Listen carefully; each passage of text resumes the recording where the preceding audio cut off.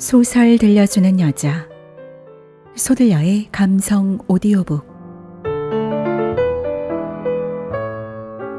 안녕하세요, 소들려입니다.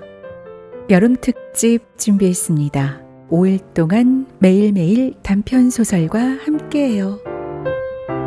단편소설 5번째 이야기.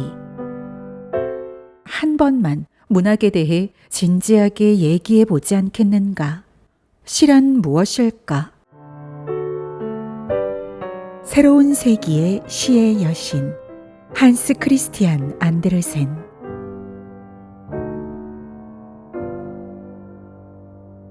우리는 새로운 세기의 시의 여신을 모르지만 우리의 자손들은 알게 될 것이다.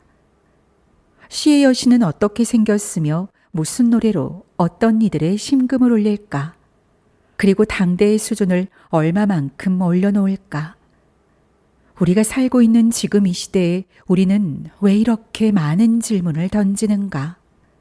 시를 단지 방해물로 생각하고 불멸의 시인들이 쓴 글이 감옥벽에 낙서로 쓰여져 호기심 있는 몇몇 책에만 읽히리라고 생각하는 사람들이 사는 이 시대의 말이다. 시는 앞으로 다가올 일을 다루어야 한다. 그로 인해 깨지고 터지고 피를 흘려도 말이다.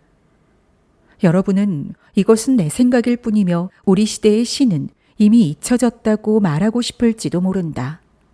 하지만 지금도 주중에 할 일이 없으면 영혼의 갈증을 느껴 서점에 들러 시를 사는 사람이 있다. 비평가들에게 가장 많은 찬사를 받은 시를 말이다. 이들은 식료품 가게에서 물건을 싸는 데나 사용하는 인쇄물에는 만족하지 못한다. 미래의 시와 음악은 이상주의자들을 위한 것이다. 시와 음악을 이야기하며 시간을 보내는 것은 먼 천왕성으로의 여행에 대해 이야기하는 것만큼이나 유익한 일이다. 그러나 우리가 사는 시간은 아주 짧고 귀해서 공상이나 하며 보낼 수는 없다. 그렇다면 한 번만 문학에 대해 진지하게 얘기해 보지 않겠는가? 시란 무엇일까? 학자들은 시란 생각과 감정을 표현하는 음률, 음조로 신경의 진동에 지나지 않는다고 말한다. 모든 기쁨, 행복, 고통, 우리가 느끼는 물질적 야심까지도 신경의 진동에 의해 결정되고 우리는 누구나 현악기에 지나지 않는다는 것이다. 그렇다면 현악기를 연주하고 현을 떨리게 하는 이는 누구인가? 현을 뜯는 것은 바로 보이지 않는 거룩한 정신이다. 그 정신의 움직임과 분위기에 영감을 받은 다른 현악기들은 그 현악기와 어울려 조화를 이루거나 충돌하여 불협화음을 낸다. 전에도 그래왔고 인류가 자유를 자각하며 진보를 향해 나아갈 다음 세기에도 그럴 것이다. 100년마다 그리고 1000년마다 사람들은 시 속에서 가장 위대한 것을 노래했다. 시는 한 시대가 끝날 때마다 태어나 새롭게 시작되는 시대를 지배했다. 기계가 지배하는 우리 시대에도 시는 이미 태어났다. 다음 세기를 지배하게 될 시의 여신이 말이다. 우리는 시의 여신에게 인사를 보낸다. 시의 여신은 우리의 인사를 듣거나 앞서 말했듯이 감옥벽에 낙서된 불멸의 시인들이 쓴 글을 읽게 될 것이다. 시의 여신의 요람은 아주 거대해서 탐험가들이 가본 남쪽 끝까지, 아니 천문학자들이 망원경으로 들여다본 남쪽 끝까지 펼쳐져 있다. 그러나 우리는 요람의 흔들리는 소리를 듣지 못한다. 그 소리는 윙윙거리고 쿵쾅거리며 돌아가는 공장의 기계 소리, 기관차의 기적 소리, 실제로 암벽이 무너지고 우리를 과거와 묶어놓았던 정신적 매듭이 파괴되는 폭음 속에 파묻혀버리기 때문이다.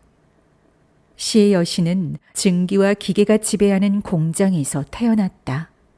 핏기 없는 주인과 그 조수들이 밤낮으로 쉬지 않고 일하는 공장에서 말이다.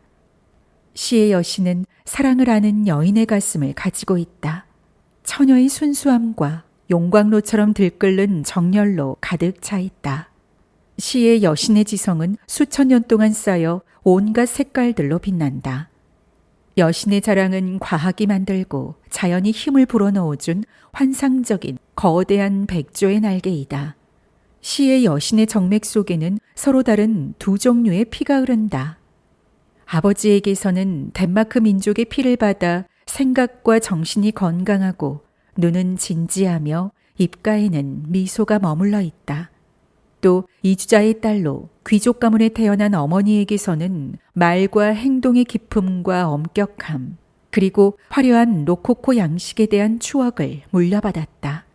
시의 여신은 태어날 때 많은 선물을 받았다. 자연에 감추어진 수수께끼와 그 해답을 잔뜩 받았으며 종 모양의 잠수기구는 깊은 바닷속에서 나온 진기한 것들을 쏟아냈고, 시의 여신이 덮고 있는 담요에는 수만 개의 섬과 고요한 바다와 하늘이 그려져 있었다. 유모는 10세기 노르웨이 시인인 아이빌트와 10세기 페르시아 시인인 피르다우스의 시를 들려주고 음유 시인들의 노래를 불러주었으며, 어렸을 적 시심이 가득한 영혼으로 노래한 하이네의 시도 들려주었다. 그리고 피와 복수에 관한 옛날 신화에 대해서도 들려주었다. 유모가 들려준 아라비안 나이트는 15분 만에 다 들었다. 이렇듯 시의 여신은 유모에게서 많은 것을 배웠다. 다음 세기의 시의 여신은 아직 어린애이다. 그렇지만 요람을 박차고 나왔다. 여신은 아직 자기가 뭐가 될지 모르기 때문에 고집이 세고 변덕스러우며 단호하다.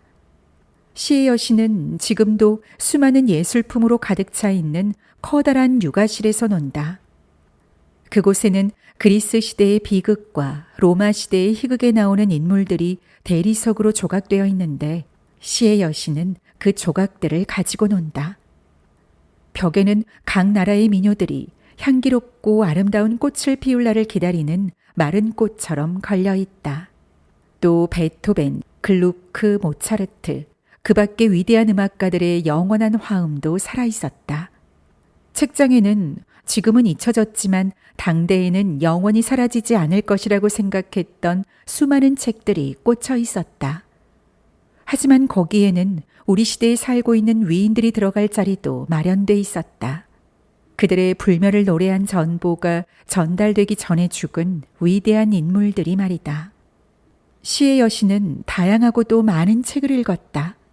하지만 시의 여신은 많은 것을 잊어버려야 하는 우리 시대에 태어났기 때문에 있는 법을 배우게 될 것이다. 시의 여신은 아직 자신의 노래를 생각하지 않았다. 앞으로 다가올 새로운 시대에 모세의 시와 여우의 간계를 넓힌 비드파이의 훌륭한 우화와 나란히 살아남을 노래를 말이다.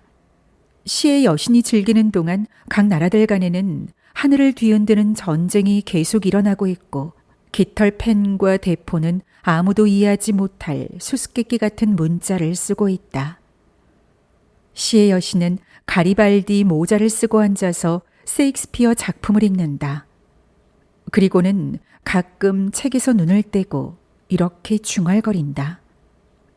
내가 어른이 되어서도 그의 작품은 공연될 테고 그때 가면 이해하게 될 거야.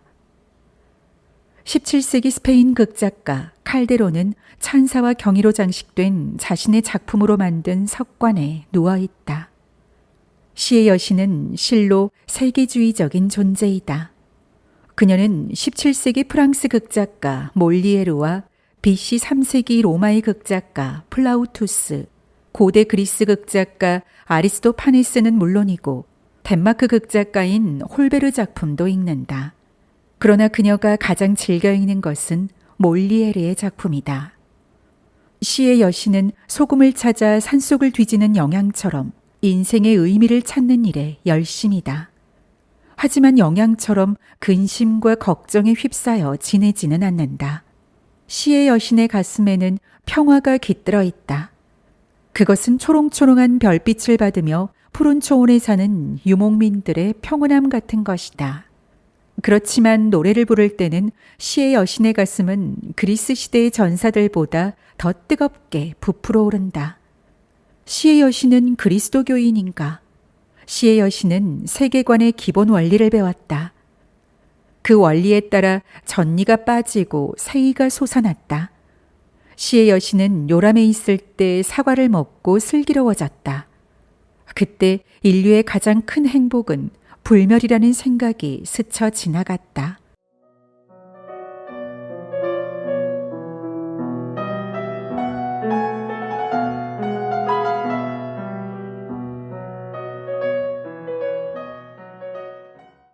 시의 여신의 새 시대는 언제 시작될 것인가? 우리는 언제 시의 여신의 목소리를 듣게 될 것인가? 시의 여신은 어느 아름다운 봄날 아침 호련히 나타날 것이다. 요즘 시대의 용이라고 할 수 있는 기관차를 타고 터널을 지나 다리를 건너고 씩씩거리며 콧구멍으로 물을 내뿜는 돌고래를 타고 거대한 바다를 건너올 것이며 아래에서 불로 가열한 공기로 하늘로 떠오르는 열기구를 타고 땅으로 내려와 하느님이 주신 목소리로 처음으로 인류에게 인사할 것이다. 그런데 시의 여신이 나타나는 곳은 어느 곳, 어느 나라일까? 콜럼버스가 발견한 신대륙일까? 원주민들이 야생동물처럼 쫓기고 우리가 하이오워사의 노래를 들을 수 있는 자유의 땅일까? 아니면 우리가 사는 곳이 낮일 때는 밤이고 검은 날개를 가진 백조가 함수초 숲에서 노래하는 우리와는 정반대인 세상의 아래쪽일까? 해가 뜰 때면 노래하는 황량한 사막에 있는 memnon의 석상일까? 세익스피어가 영혼을 지배했던 석탄의 섬일까? 아니면 브라이가 자신의 모국이라고 했던 나라일까? 아메리카 삼나무가 고개를 높이 쳐들고 우뚝 서 있는 요정의 땅인 캘리포니아일까? 그것은 우리가 알 수 없다. 시의 여신의 이마에서 반짝이는 별이 언제 어디서 처음 보일지, 그리고 색깔과 형태와 소리가 아름다운 다음 세기의 구상이 새겨진 꽃잎이 언제 펼쳐질지는 아무도 모른다. 시의 여신의 계획은 무엇이죠? 여신은 뭘 원하는 거죠? 똑똑한 정치가들은 조바심을 내며 이렇게 묻는다. 하지만 그런 질문은 하지 말라. 시의 여신은 모든 것을 계획하고 있으니까. 시의 여신은 결코 사라진 시대의 유령으로는 등장하지 않을 것이다. 시의 여신은 결점투성이인 플롯, 형편없는 찌꺼기로 새 드라마를 만들려고는 하지 않는다.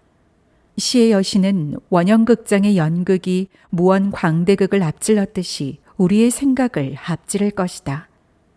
인간의 자연스러운 목소리를 해부하여 짜맞추어서 뮤직박스가 내는 인위적인 소리를 만들지 않을 것이며 귀족을 기쁘게 하기 위해 서정 시인들이 써넣었던 아첨은 사용하지 않을 것이다.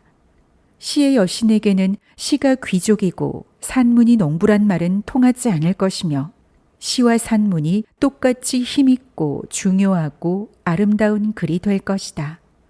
시의 여신은 중세 북유럽의 전설을 본떠 옛 신의 새로운 형태를 조각하지는 않을 것이다.